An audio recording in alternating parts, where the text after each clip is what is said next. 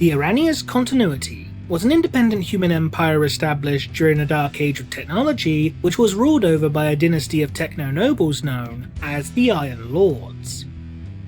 The Continuity was comprised of at least 7 separate planetary systems, which were all interconnected to one another via a series of warp gates of unknown origin, the presence of which allowing for near instantaneous travel from one system to another. Thanks to the existence of these warp gates, the many worlds of the Continuity were able to maintain contact and trade with one another during the Age of Strife, a period of history where interstellar travel became all but impossible thanks to an unprecedented increase in warp storm activity, allowing the Continuity to remain united in a time when most other human empires could not. In their isolation, the Araneus Continuity would grow to become a technological and industrial superpower, with many worlds becoming little more than planet-sized cities in a manner similar to that of modern-day Imperial hive worlds. As a result, the Araneus Continuity believed themselves to be the single largest, if not sole human empire within the entire Milky Way galaxy, although this latter viewpoint would change after encountering the Imperium of Man. The Araneus Continuity would be discovered by Imperial forces purely by accident, after a squadron of Imperial ships en route from the Gehennial prosecution were forced to make an emergency translation back into real space. These ships would materialize within one of the Continuity's peripheral systems, where they would be boarded by the military forces of the Continuity. While the resulting skirmish would result in the death of all Imperial personnel, the squad's astropath would succeed in transmitting a distress signal before being slain, alerting the Imperium of Man to the presence of the Araneus Continuity. Despite the initial hostilities between the Imperium and the Continuity, the Imperium would dispatch a number of envoys to the capital world of Araneus Prime in an attempt to bring the Continuity into the Imperial fold through peaceful means. The Continuity, however, would make a counter-offer to the envoys, proposing that the Imperium of Man submit to the will of the Continuity and join their empire as a tributary. In response, the Imperium would dispatch a war host led by Captain Hashin Yanad of the Imperial Fists Legion, a warrior considered by many to be one of the Imperium's greatest military strategists, in order to render the Continuity compliant. Yanad's forces, which were comprised of 20,000 Astartes as well as several million soldiers from both the Imperial Army and Martian Mechanicum, would strike with overwhelming speed and ferocity, capturing the first of the Continuity's many warp gates on the first day of the campaign. While the Iron Lords had been taken completely unaware by the sheer suddenness of the Imperial assault, the Continuity would mount an intense and impassioned defense of their empire. Despite the best efforts of the Continuity, the Imperium would successfully capture an ever-increasing number of warp gates from the Iron Lords, forcing the Continuity to launch a number of counter-offensives in a desperate attempt to reclaim them, though each of these attempts would ultimately end in failure. As the conflict raged on, the forces of the Continuity would over time be forced to retreat further and further into the heart of their territory, and within just 2 months, Imperial forces would begin converging upon Araneus Prime itself, prompting the Iron Lords to finally surrender and submit themselves to Imperial rule. Yet this would not be the end of the woes experienced by the Araneus Continuity, for within mere hours after being brought into the Imperial fold, the worlds of the Continuity would once again come under assault. Without warning, scores of Xenos ships would begin emerging from the Iranian warp gates, intent on destroying all within their path. 6 of the Continuity's systems would swiftly and violently fall to these new alien aggressors, their stars being described as briefly burning with intense life before growing cold and dying completely.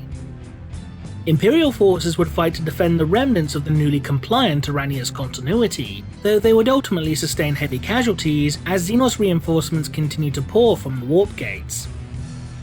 As these invaders broke through Imperial lines and launched their assault upon Araneus Prime, Yanad's forces would succeed in detonating a series of atomic warheads attached to the very superstructures of the warp gates, creating a series of explosions so intense that they burned as bright as suns both in real space and the warp. With the destruction of the warp gates, the Xenos forces would mysteriously vanish, with some claiming that they had dissipated back into the warp, while others maintained that their fleet was destroyed by the death fires of the gates themselves. While the Imperium would ultimately claim victory, it would prove to be a Pyrrhic one at best, for only a single planetary system of the entire Araneus Continuity would survive the alien onslaught, and even then, only barely.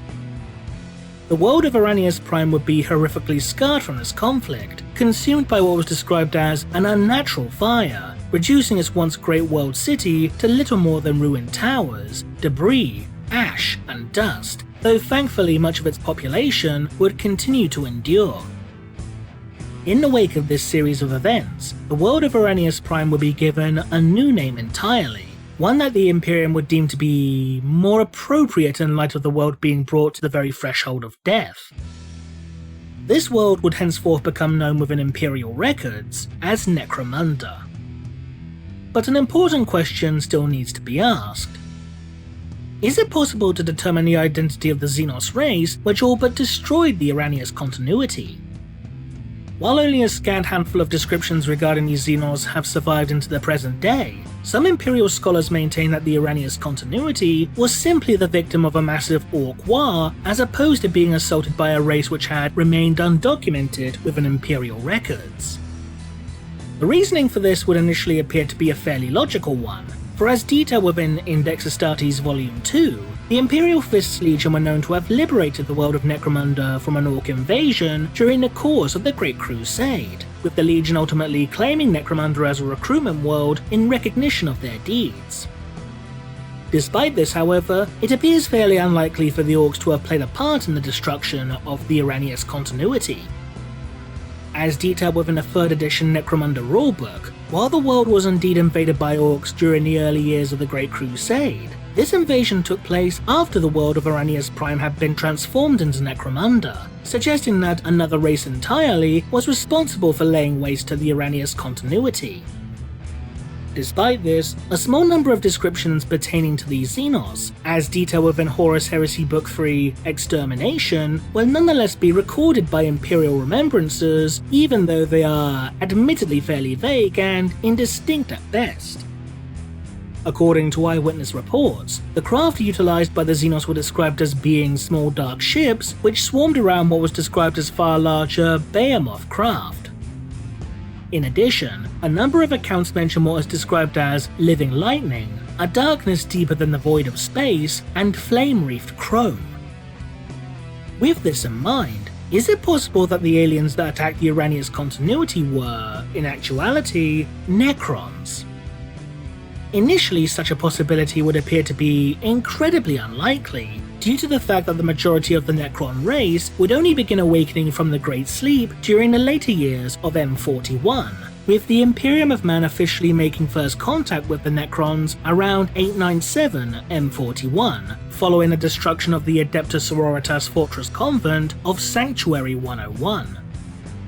However, it is worth noting that a small number of Necrons were known to have emerged from stasis several millennia prior to this particular event. For example, the Necron overlord known as Trazyn the Infinite was known to have been active around the time of the Great Crusade and Horus Heresy, as his collection upon the tomb world of Solemnes is known to include a number of space marines that he had captured from around this particular point in time.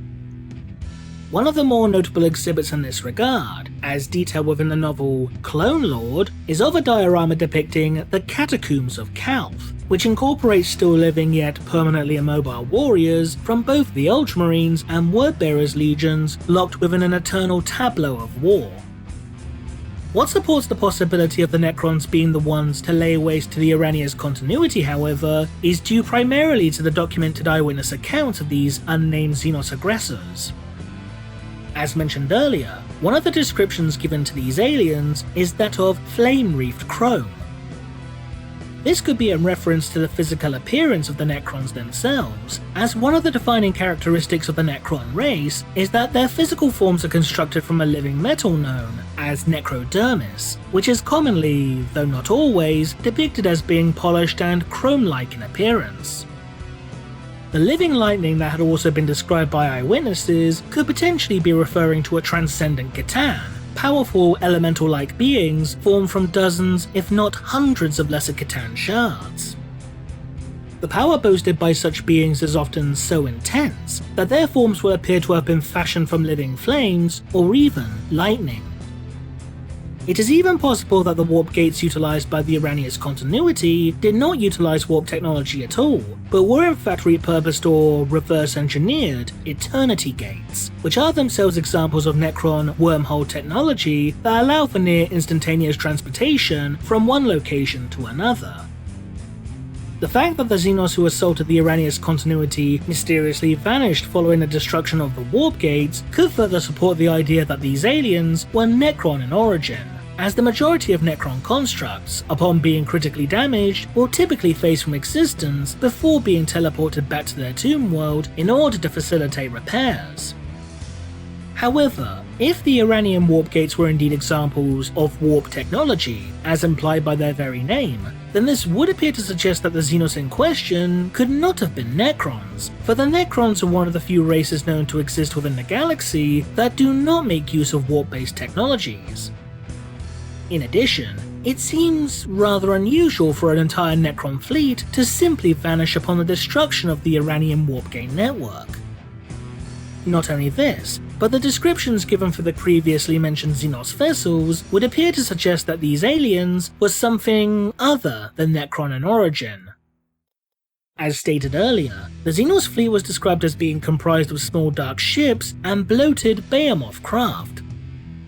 While the Necrons are known to have gargantuan battleships, as seen with the Cairn-class tomb ship, in addition to swarms of smaller craft, such as Doom Scythes or Dirge-class raiders, the larger ships seen within an archetypal Necron fleet do not appear to fit the description given for the vessels that attack the Araneus Continuity, for while they are indeed large, they are fairly flat and streamlined in appearance as opposed to being what could best be described as bloated leviathans.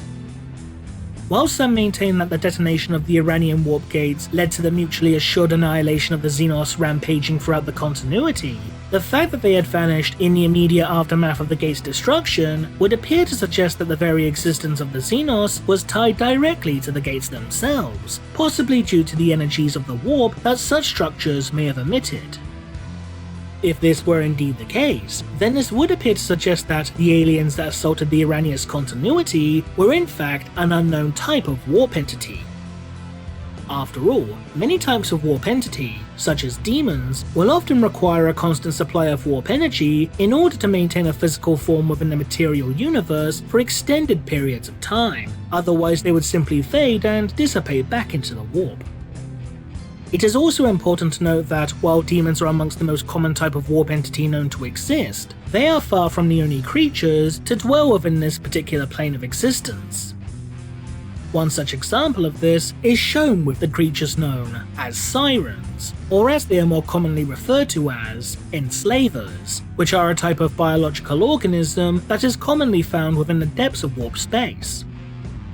Such creatures are known to materialize within real space by utilizing the bodies and minds of Psykers as a gateway between realms, with the appearance of enslavers being more commonplace to worlds that lie within close proximity to intense warp storm activity. As such, it's possible that the Araneus Continuity was attacked by a race of beings native to the depths of warp space, which continues to remain undocumented within Imperial records even to this day, although there is admittedly little else to support this particular notion. Or perhaps the truth is that the Xenos that had laid waste to the continuity had been rendered utterly extinct at some unknown point in time, ensuring that the Imperium will never again encounter their like.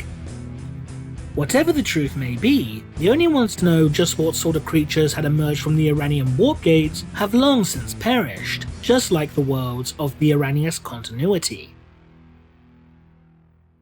What do you think? Leave a comment below, and thanks for watching.